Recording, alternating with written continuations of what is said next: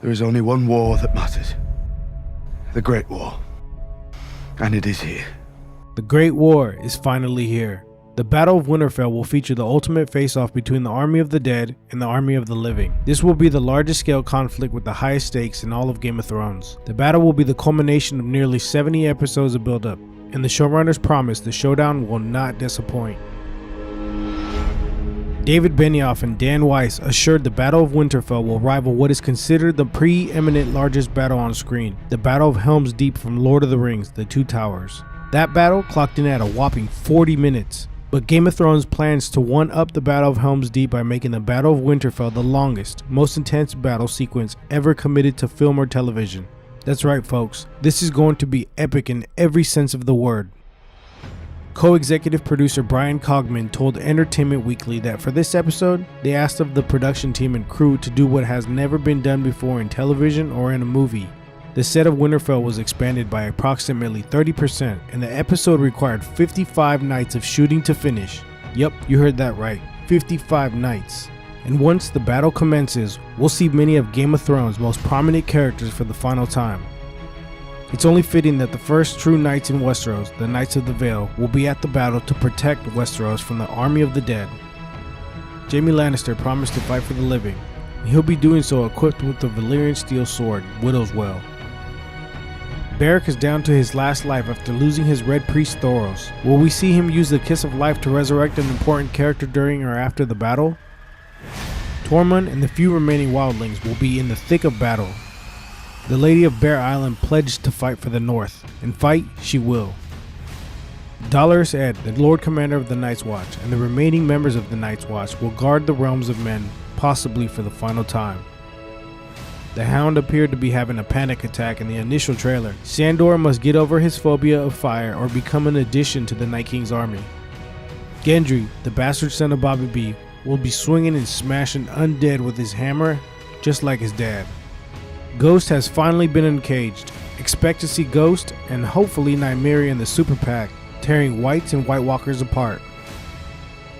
The Onion Knight conceded that while he isn't much of a fighter, he will do his part to protect the living.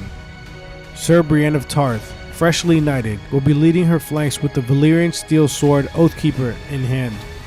There appears to be nothing Podrick Payne cannot do. The Night King better watch his back.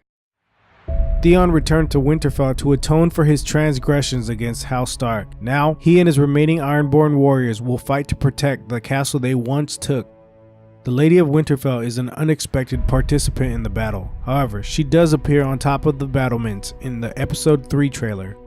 Arya is my dark horse to steal the show. She'll be equipped with her freshly forged dragon glass weapon and the Valyrian steel cat's paw dagger. Bran Stark, the three-eyed raven, will be used as bait to lure the Night King into Winterfell.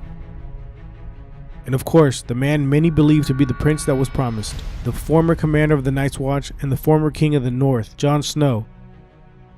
Daenerys' mighty army will constitute the bulk of the power in the Battle of Winterfell. When Daenerys left Essos, the show stated she had 100,000 Dothraki blood riders. It didn't appear they suffered many casualties in the loot train attack, so expect to see Kono and the Dothraki blood riders wrecking the undead. In the final episode of Season 7, there appeared to be around 8,000 unsullied remaining in Daenerys' army. Grey Worm will be leading those 8,000 mighty men forward into battle.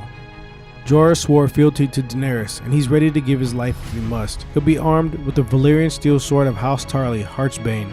While Daenerys ordered Tyrion to stay in the crypt, the hero of the Battle of the Blackwater appears on the battlements ready for the undead at the end of episode 2. Named after the brother of Daenerys and the father of Jon Snow, Rhaegal will provide the army of the living with fiery air support. The mighty Drogon, the most powerful weapon the living have on their side in battle, will play the most pivotal role in protecting Bran and fighting off the army of the dead. And finally, the queen herself, Daenerys Targaryen. Our heroes face insurmountable odds in the Battle of Winterfell. Their fight will be against the greatest evil force the world has seen. Daenerys said the Night King had around 100,000 whites in his army, and that number will exponentially grow as the battle transpires. At least 3 giants were visible in the Night King's army, and there could be more. We've seen Mira Reed, Jon Snow, and Samwell Tarly kill White Walkers, but Craster said he had 99 sons, and every single one of them appeared to be at the front line of the Night King's army. Once one of the 3 dragons born in the wastelands beyond Lazar, the blue fire-breathing White Walker dragon now aids the Night King in his conquest to erase the world of men. And lastly, the Night King, the personification of death and the greatest existential threat the living world has ever known, aims to bring the endless night. So there you have it, folks. The Battle of Winterfell projects not only to be the greatest battle ever shown on film and television, but also the most emotional, gut-wrenching episode yet. Fans will say goodbye to beloved characters they've grown to adore over the last 10 years. I hope you guys share in my excitement. If you have theories about what will transpire during the Battle of Winterfell, possibly who dies and who survives, please feel free to share them in the comments. And as always, I sincerely thank you for watching.